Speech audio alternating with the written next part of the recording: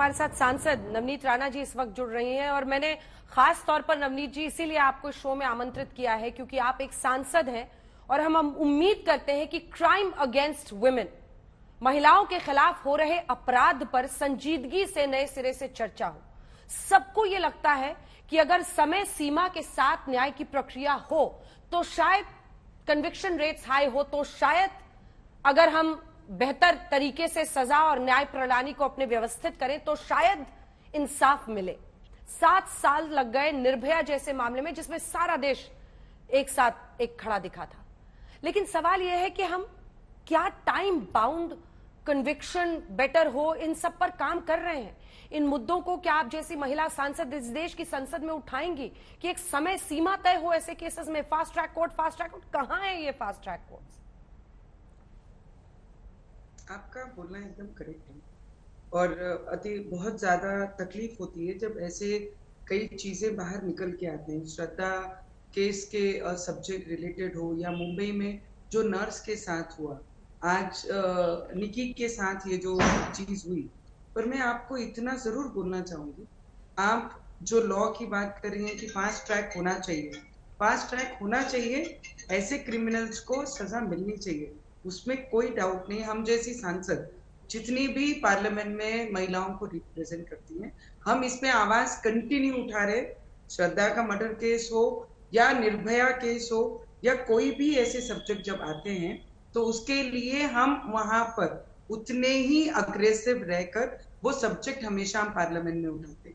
पर मेरा भी कुछ समाज को और हमारी लड़कियों को, क्योंकि मैं हमेशा यही कहती हूँ कि हमारी संस्कृति जो हमें सिखाती है बिफोर मैरिज ये लिव इन, ये वेस्टर्न कल्चर है, ये हमारा कल्चर नहीं है। मैडम, आज हम जिस बात पे बात कर रहे हैं कि 2018 से जब निकी उनके साथ में एक फ्लैट में जब रहती है तब बाकी चीजें क्यों काउंट नहीं होती हैं?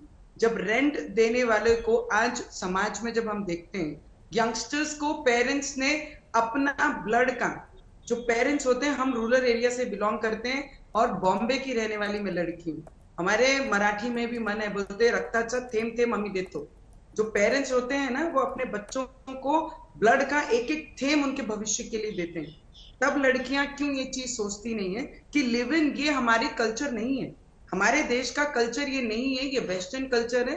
और जब एजुकेशन के लिए या उनके फ्यूचर के लिए बच्चों को बाहर भेजा जाता है, उनसे दूर करके उनके पैर पे खड़ा रहने के लिए भेजा जाता है, तब वो बहुत सारी केसों में मेरे पास जो आती हैं लेडीज, लड़कियां आती हैं, जब वो स्टडीज करने जाती हैं तो फॉल्स एनजीओ के एक मैरिज सर्टिफिकेट बनाकर कई लड़कों के साथ में वो एक फ्लैट में शेयर करती हैं। फिर जाके ये सब क्रिएशन शुरू होता है मैडम, क्योंकि 5-6 साल आप जब एक लड़के के साथ, एक व्यक्ति के साथ एक ही जगह में, एक ही घर में ऐसे लिव इन आप रहती हो तो एक्सपेक्टेशंस बहुत ज्यादा एक अलग लेवल पे चले जाती हैं। तो मुझे तकलीफ उस बात से भी है, मुझे चिंता उन पेरेंट्स की भी है कि जो पेरेंट्स अपनी बच्चियों को अपने भविष्य के लिए अपने से दूर करती हैं और फिर उनके साथ में ऐसे होते हैं। कई के 35 टुकड़े किए जाते हैं, कई को काट कर फ्रिज में रखा जाता है, कई को बेड में रख दिया जाता है। मुझे लगता है ये सब चीजें इसके साथ रिलेटेड है। हमारा कल्चर जो हमें सिखाता है, हमारी बच्चियों ने वो फॉलो करना बहुत जरूरी है। जब सांसद में आएगा, लॉ के लिए लड़ना है, तो एज ए महिला, एज ए वुमेन हम सबसे पहले रहेंगे और हम रहते भी आए हैं, या फिर हमारे क्षेत्र में हो या फिर पार्लियामेंट में हो। जब भी रेप का कोई सब्जेक्ट आता है, निर्भया केस जैसे मुद्दे आते हैं, तो मुझे लगता है हम ही महिलाएं सबसे आगे रहकर, और आप भी जब चैनल के माध्यम से काम करती हैं तो आपको भी उतनी तकलीफ होती है, आपकी आवाज भी उतनी स्ट्रांगली पहुंचती है। तो मैं आपको भी विनती करूंगी, जब मैं स्पीच लिव इन पे देती हूँ कि लिव इन कल्चर हमारा नहीं है, ये वेस्टर्न कल्चर को अडॉप्ट किया हुआ चीज है, तो मुझे लगता है हमारी बच्चियों को हमने ये भी संस्कृति, अपने संस्कार देने चाहिए कि this is not our culture, ये वेस्टर्न कल्चर है। उसके बाद ये सब चीजें करती हैं। लॉ के लिए फास्ट ट्रैक होना बहुत जरूरी है। जो ऐसे क्राइम करता है उसके साथ उसे फांसी की सजा मिलनी चाहिए, उसके लिए हम आवाज जरूर उठाएंगे, पर उसके साथ साथ हमारी बच्चियों को भी कुछ समझाना और बताना हमारा भी कर्तव्य है। ठीक है, 2 पॉइंट्स है मेरे जो जहां पे मैं आपसे सहमत नहीं हूं और मैं अग्री नहीं करती हूं। पहली बात यह है कि जब हम दोष खोजते हैं तो हम लड़की पर ओनस डालते हैं, नैतिक और सांस्कृतिक शिक्षा अपनी जगह पर है नवनीत जी, लेकिन इस देश की सर्वोच्च अदालत भी ये कहती है, 2013 की सुप्रीम कोर्ट रूलिंग में, इंदिरा शर्मा वर्सेस वीकेवी शर्मा में रूलिंग ये आई थी कि विमेन पार्टनर जो है लिव इन रिलेशनशिप में, वो प्रोटेक्टेड है under protection of women from domestic violence, PWDV act 2005 में। सुप्रीम कोर्ट भी ये जानता है कि आज की ये सच्चाई है। नैतिक और सांस्कृतिक रूप से जो शिक्षा हम बच्चों को दे सकते हैं वो घरों में देते रहें, लेकिन जो सच्चाई है और जो व्यवस्था की जिम्मेदारी है उससे मुंह नहीं मोड़ा जा सकता, ये कहकर कि बच्चियों पर ओनस है कि वो अपने आप को बचा कर रखें। जिस तरह से लड़कों को लेकर भी एक तरह की आजादी उनको मिलती है, वैसे ही वो जिस तरह के लिव इन रिलेशनशिप्स में रहते हैं, वैसे ही परिस्थिति सबके साथ है। तो मुझे लगता है कि कानून और समय सीमा, ठीक है आप अपना जवाब दीजिएगा, कानून और समय सीमा जो सरकार और व्यवस्था का काम है, अगर वही हम सुनिश्चित कर ले तो शायद बहुत बड़ा ब्रेक लगे। नवनीत जी, मैं आपको इतना जरूर बताना चाहूंगी, हम वो रियल ग्रेट लीडरों के देश से हम बिलोंग करते हैं, जहां पर ईंट का जवाब पत्थर से देना हम लोगों को सिखाया जाता है, वो हम दे सकते हैं। और लॉ जो हमें सिखाता है, लॉ के बारे में अगर आप बात करते हैं, as a member of parliament female मैं जो रिप्रेजेंट करती हूँ, आप उसके बारे में आप बोलते हैं, तो ऐसे अत्याचारों को रोकने के लिए जो नियम होने चाहिए, जो लॉ बनने चाहिए, जो फास्ट ट्रैक पे लाकर इमीडिएट ऐसे क्रिमिनल्स को जो क्राइम ऐसे करते हैं उन्हें सजा होनी चाहिए। ये हो गई हमारी पार्लियामेंटेरियन और नियम कायदे के अनुसार जो मैं बात करूंगी वो पार्लियामेंट में आने के बाद मैं उस पर जरूर आवाज उठाऊंगी। पर मेरी चीज, मेरा दुखना as a mother, as a female, as a member of parliament, ये हमेशा से ही है और आगे भी रहेगा कि हमारी बच्चियों को खुद से सिक्योर होना बहुत जरूरी है।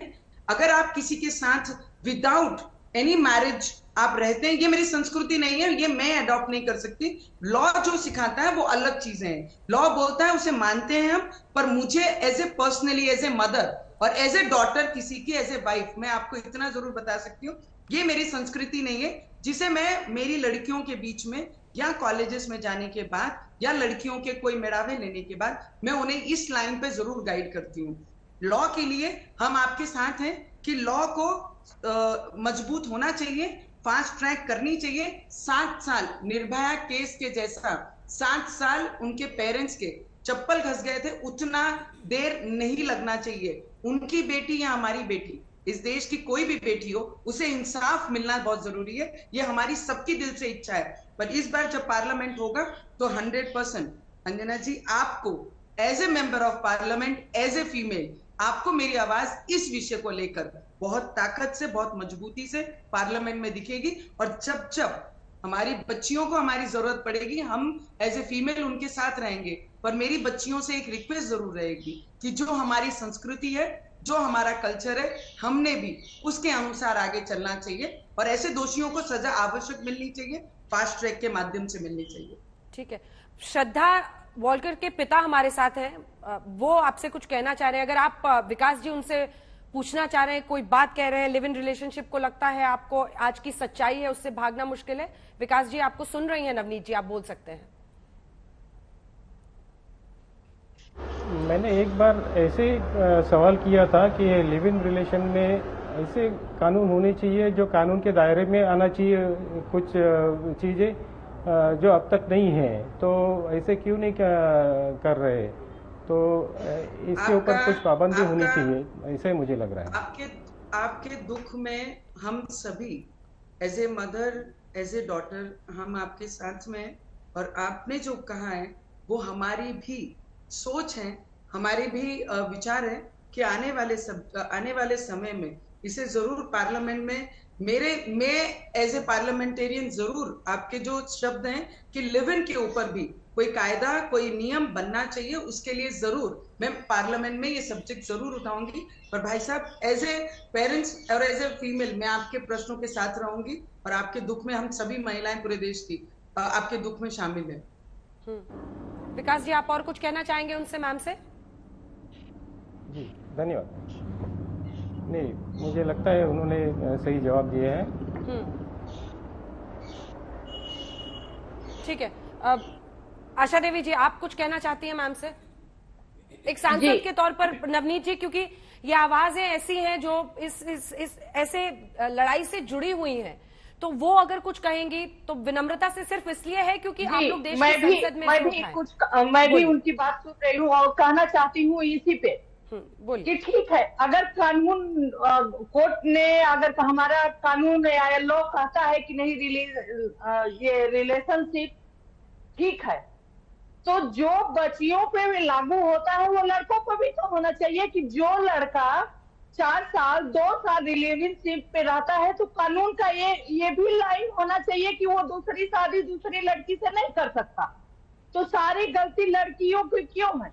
आप लॉ बना के दे रहे हैं, लड़कों को आजाद कर रहे हैं कि नहीं आप रिलेशनशिप में रहो, आप 5 साल बाद जाके शादी करो।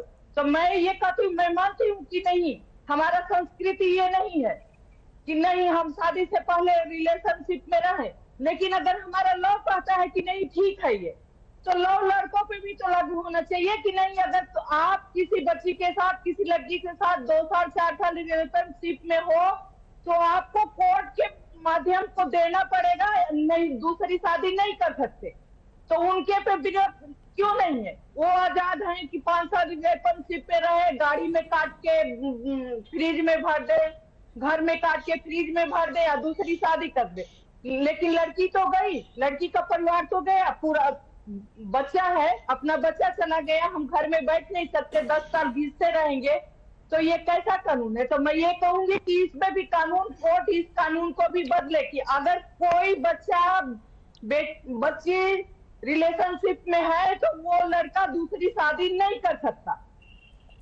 ठीक है, अगर कर सकता है तो उसको सजा मिलनी चाहिए। लेकिन बात यहाँ क्राइम की है और हत्या की है। जिस तरह से बच्ची के साथ हत्या हुई है, आगे भी हत्या ही हुई है, तो इसमें उनको जल्द से जल्द फांसी की सजा होनी चाहिए। जिसके लिए हमारा कोर्ट, हमारी सरकार एक समय सीमा तय करे और सजा सुनिश्चित करे कि कितने दिनों में उनको कैसे सजा मिल सकती है, तभी हमारी बच्चियां सुरक्षित होंगी। नवनीत राणा जी, मैं आपकी बातों से, कई बातों से बहुत सहमत हूँ। मैं इसके लिए हमेशा मेरी बच्चियों को या हमारी बेटियों को या हमारी बहनों को मैं यही आह्वान इसलिए कर रही हूँ कि अब तक जितने भी ऐसे जो भी इंसिडेंट हुए हैं उसमें अगर जान गई है तो हमारी लड़कियों की जान गई है। तो मुझे लगता है पहले हमारी लड़कियों को हम लोगों को सिक्योरिटी देनी चाहिए, सिक्योर करना चाहिए। और लॉ जब बनेगा तो लॉ ऐसे ही नहीं बनाया जाता, लॉ पे बहुत सारे अमेंडमेंट्स आती है। आपने जो बात कही, आप एज ए मदर आपने जो पीड़ा सहन की है वो ध्यान में रखते हुए आपने बात कही है कि सिर्फ लड़कियों को ही क्यों, लड़कों को भी ये चीजें इंप्लीमेंट होनी चाहिए उनके ऊपर। जब नियम कायदा बनता है तो उसमें लड़की लड़के का भेदभाव कभी नहीं होता है, ये बात पहली हम सभी ने समझनी चाहिए। तो जब नियम के लिए हम आवाज उठाएंगे तो दोनों भी, या लड़का हो या लड़की हो, दोनों के लिए लॉ और नियम वो एक ही तरीका, एक जैसा ही बनता है। तो मुझे लगता है जब भी इसके लिए आवाज हम उठाएंगे, तो जब भी लॉ अमेंडमेंट होगा या पार्लियामेंट में आएगा, तो ना लड़का ना लड़की देखी जाएगी, वो नियम सभी के लिए एक समान होता है। तो उसके लिए भी आप जो कह रहे हैं वो एकदम सही है, वो दोनों के लिए बराबर होना चाहिए और उसके के लिए काम करेंगे। पर फिर भी Anjana ji, I am very much hurt, क्योंकि कंटिन्यू मैं ये चीजों पे बात करती आई हूँ। लिव इन, ये हमारी संस्कृति नहीं, ये हमारा कल्चर नहीं, ये इस पे, और इसके बावजूद जो इंसिडेंट होते हैं उसके लिए कड़क कायदे आने चाहिए, कड़क कानून आने चाहिए, जिससे लड़कों में भी ये ऐसे इंसिडेंट को अंजाम देते हुए वो दिमाग में वो चीजें और वो खौफ और वो डर रहे कि इसके बाद अगर हम हाथ में आ गए तो हमें कोई बख्शेगा नहीं। हमारे देश में लड़कियों को पुलिस सुरक्षा ये सरकार के द्वारा और नियम कायदे के द्वारा दी जाएगी। उसके लिए जो भी लगेगा, जब भी लगेगा, हम पार्लियामेंट में जरूर इसके ऊपर आवाज उठाएंगे। It is not very easy but it is not impossible, तो हम उसको पॉसिबल करने की कोशिश भी करेंगे। जी।